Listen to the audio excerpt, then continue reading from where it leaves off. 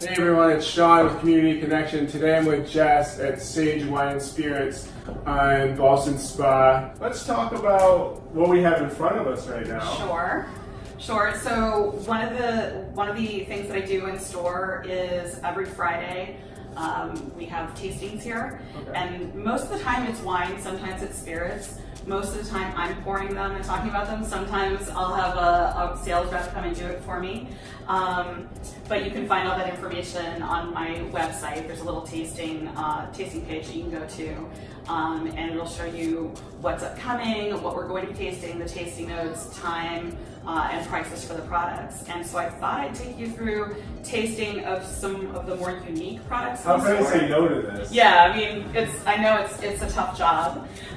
So as I've said, I try to focus on kind of smaller production products, products that are made by or owned by women, and also things that you don't see everywhere.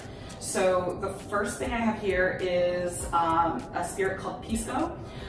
Pisco is from Peru, and you find it sometimes I think in Chile as well. But this one's actually from Peru, and this one was made in the oldest distillery in the Americas. Oh wow. Yeah. And this one is a particularly smooth one. You can drink it straight. Probably the most famous Pisco drink is a Pisco Sour. But you can use it as you would tequila, you can use it as you would gin or vodka. And so why don't we start with a taste of that? Okay. And it's good to like smell it first, Yeah. and as you taste it, don't just throw it back. Really kind of let it sit on your tongue. Like wine. Like wine, yeah, exactly.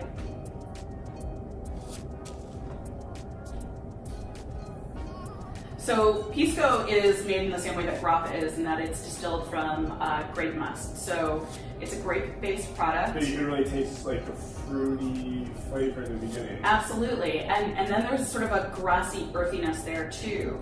And so that's what I'm tasting now. So it actually blends really well with other fruit flavors. So I know I've had a really great cocktail. I think that this was the base, and then there was pomegranate and then elderflower added. Wow. So you had a fruit, and you had I love pomegranate. and then you had that sort of floral element of the elderflower liqueur. So that's Pisco. That was great. So this next one is mezcal, which is not super unique, but now is finally kind of having its moment. But this mezcal it's called Yola, and this is owned by 3 women actually, but one of the women who founded it. This is a product that's coming from her home in Mexico, in Oaxaca, and her granddad willed her his agave field. And she, I believe, was in school. I want to say she was at Oxford or at Cambridge. She was in the UK studying, and I think she was going to go further in her studies. And one of her concerns academically was, if I'm not mistaken, sort of the economic status of women in the world. And so she decided to go back to her home, establish this company, and really work to give women as many jobs as possible in the company, and to make sure that the payment was going directly to the women rather than sort of to men in the family to funnel back to the women. Wow. Yeah, so that makes it kind of stand out. And mezcal is it's made from agave in the same way that tequila is also made from agave, but this can be made from different kinds of agave, whereas tequila has to be blue agave. Right. So this is also made with a slightly different process that creates a little bit of a smokiness in the end product. Oh, nice. So a lot of Scotch drinkers tend to like mezcal as kind of a crossover.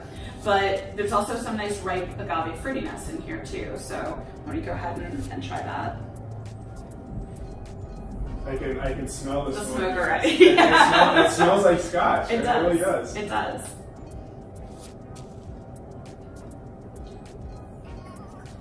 And so this can be used in the same way that you would use tequila. And it can just be sipped also. Like my preference for most spirits is just to sip them. Right. But I realize that that's not usual, and I do this every day, so my palate is a little bit more accustomed to neat spirits.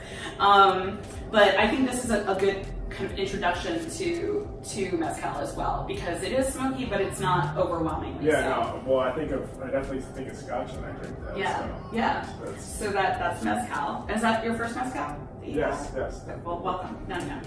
And then finally, this is a Welsh whiskey, and a lot of people don't know that the Welsh make whiskey, but as it turns out, some of the original whiskey making in the U.S. came from the traditions of the Welsh who came and settled really? in the areas that we typically associate with whiskey making. Learning a lot today. In the middle. Great.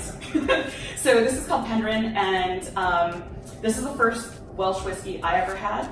It's a little bit more delicate than whiskeys I've had from either Scotland or Ireland. It's very mildly peated.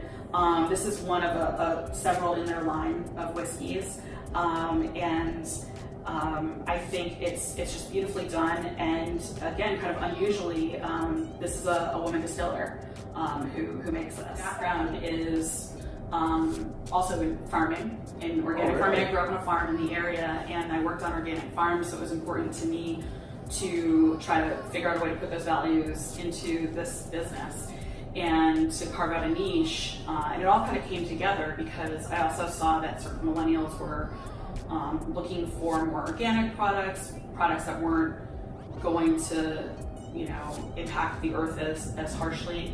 And so that's why I have focused on sustainably produced stuff and organic products. Awesome. So and more winemakers domestically are looking at those issues.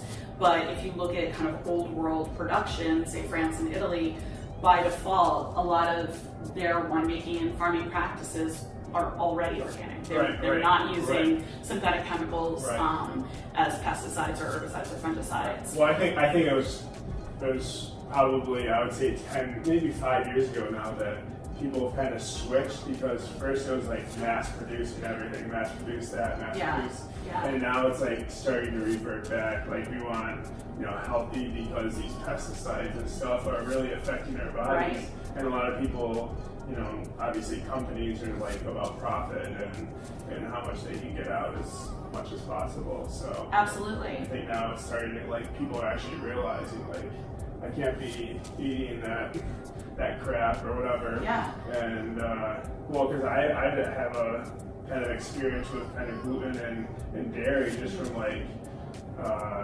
from eating dairy, eating dairy because I love cheese. Yep. But like it affects my body, and It does. I can feel it. It does. So, like, it's crazy how like, because it's inflammatory, and like I can really feel it. Like I would say, if I have cheese, I can feel it like in a day or two. Yeah.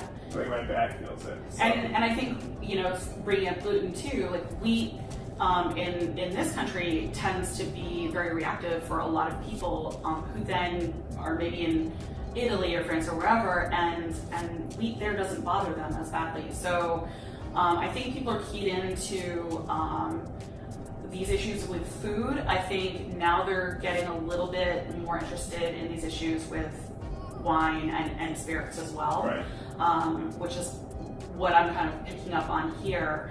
And the other thing is too that when you mass produce something like wine, you don't get to necessarily pick the grapes at the exact right time that they should be picked.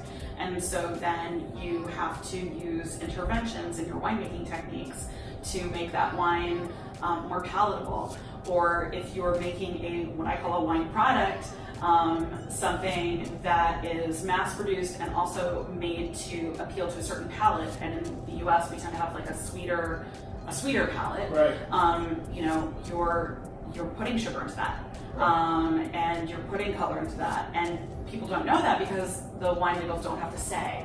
So what I try to do here too is to avoid those higher kind of intervention wines and really kind of get back to grapes, not necessarily always wild fermentation, because sometimes that doesn't work with certain wines and they have to inoculate yeast. But wines that have a gentler hand in the winemaking. All right, Jess, thank you so much for having me come in here. It was a pleasure. Your store is beautiful. Thank you. And I learned a lot today for everything, wine, spirits, and I thank you so much for letting me come in here and try alcohol. I can't be mad. My at pleasure. that. So, and I'm definitely going to be in here again. Maybe I'll buy a few bottles before I leave.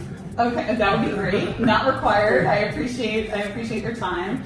And I'm glad that you feel like you learned something. That's one of my favorite parts of this. Well, teaching background. There you go. Teaching background put to maybe better use here. I'm not sure. Well, it's all about what you love to do. So, absolutely. So thank you again, and thank you so much. Hope to see you soon.